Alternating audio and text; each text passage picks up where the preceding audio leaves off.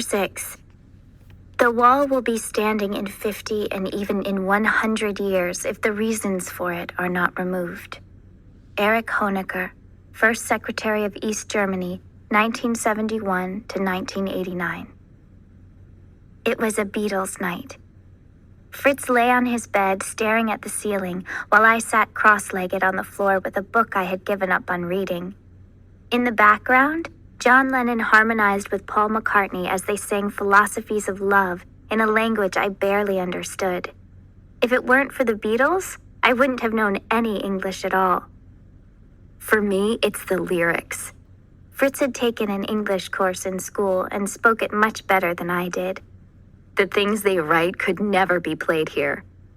Of course not, I said with a smile. It'd corrupt us. Personally, I preferred the tunes, although mostly I liked the Beatles simply because we weren't supposed to like them, or for that matter, even know about them. But all the kids did, Fritz's friends especially. The boys smuggled in albums we weren't supposed to have, and pictures of shiny Ford Mustangs we'd never own. And the girls got fashion magazines and colorful beaded necklaces to hide under their mattresses. Even though she never stopped Fritz and wouldn't turn anyone in, Mama disapproved. She wanted us to buy the censored albums instead, but that missed the whole point of rock and roll. Nobody wanted approved music. I wondered if maybe Mama wasn't angry that I had seen Dominic. Maybe it made her sad, because nothing she could do would bring him home again. I never should have told her about Dom at supper, and never should have yelled. Fritz must have been thinking about that too. Mama loves them as much as you do, Gerta. She misses them so much it hurts her to talk about them. You can't be angry with her that Father is gone. He was right, of course. I didn't want to be angry, but sometimes it was the only emotion I understood. I missed my father singing to me at bedtime and the earthy smell of his coat before he left for work each morning. Sometimes he snuck a kiss from my mother when he thought no one was looking, and it always made me giggle. I even missed Dominic, the way he used to tease me and hide my dolls and jump out from behind corners to scare me. Those were good memories now. Our family was like a house of cards in a stiff wind, and when it became too much to feel the pain of our collapse, all I could do was become angry. We need to get to the West to be with them, I said. There's got to be a way through that wall. Of course there is, but the only way to know for sure is to try, and there's a high price for being wrong. Are you so certain there's a way through that you'd risk dying for it? I wanted to say yes, more than anything. I wanted to be the kind of person who dared to say yes. Papa would take the risk, maybe Fritz too, but I wasn't sure about myself. If I knew we'd make it, then yeah, I'd try to cross. Then I added, but that's all the bravery inside me.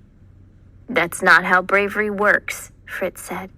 Courage isn't knowing you can do something. It's only being willing to try.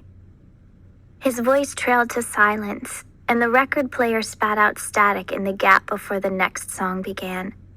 The needle on the player was going dull. It would be a long time before Fritz lucked into finding another one.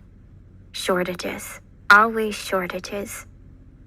Once the music began again, Fritz rolled over to face me and rested his chin on his hands. I gotta tell you something, he said. I wasn't going to, but if you really believe there's a way through the wall, you ought to hear this. I leaned forward, certain this was the secret he had kept from Mama at supper time. Do you know Peter Warner, Anna's older brother? Sure. I didn't know him well because he was so much older. He was away at the university, but I saw him occasionally on weekends.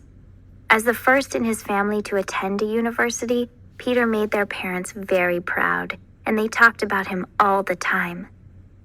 Peter is going to the West tonight. Nobody knows about it but me. I sat up straight. Not even his family? They'll be furious. He hopes they'll understand and maybe even be happy for him. I paused, letting that sink in.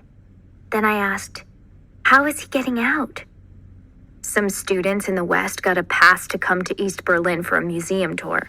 They're going to smuggle him out in their car. It was specially designed just for that reason.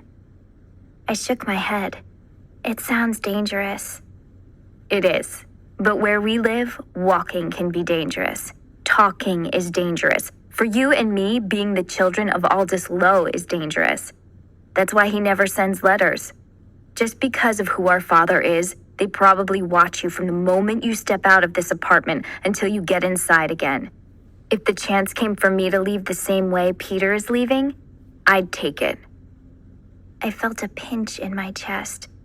It was one thing to think about Anna's brother leaving, but I couldn't imagine if Fritz left too. Would he just disappear like Peter? I was about to ask when a knock came to our door. Fritz looked over at me and with a stern voice said, "Don't say a word about this. Don't make Mother responsible for knowing." When I agreed, he got up and opened the door. Mama pushed past him and turned the volume down on the record player. "They'll hear you on the streets." "Not with the windows closed," Fritz said irritably. "Besides, the police have better things to do than confiscate teenage music." "And how do you know that? Only because they haven't come here yet to do it, that's all." Fritz nodded and then switched off the player. Neither of us was enjoying it now anyway. "Off to bed, Goethe," Mama told me. "You too, Fritz." I got up off the floor and gave Fritz a long look before leaving. Mama stopped me in the doorway and put her hands on my shoulders. "I'm sorry I became upset before," she said. "I was only worried that you might have been caught by one of the border guards. Can you understand that?" Yes, that I understood. "I am glad you saw Dominic," she said. "I wish I could have seen him too." He looked good, I said. He's as tall as Fritz now, and he looked healthy. "Did he seem happy?" she asked. I didn't know how to answer that. He must have ached about the divide in our family, just as all of us here did. But he was also free, and I wasn't sure he would give that up, even to be back with us again. So I only shrugged the question away, which seemed enough for her. She kissed my forehead and then said, "Now, good night and sleep well." I wished her a good night too, but I knew there was no chance of sleeping well. Sometime in the next few hours, the brother of my best friend would vanish into the west. I whispered a prayer that God would see him there safely, and then carry his family through the storm that was sure to follow his disappearance.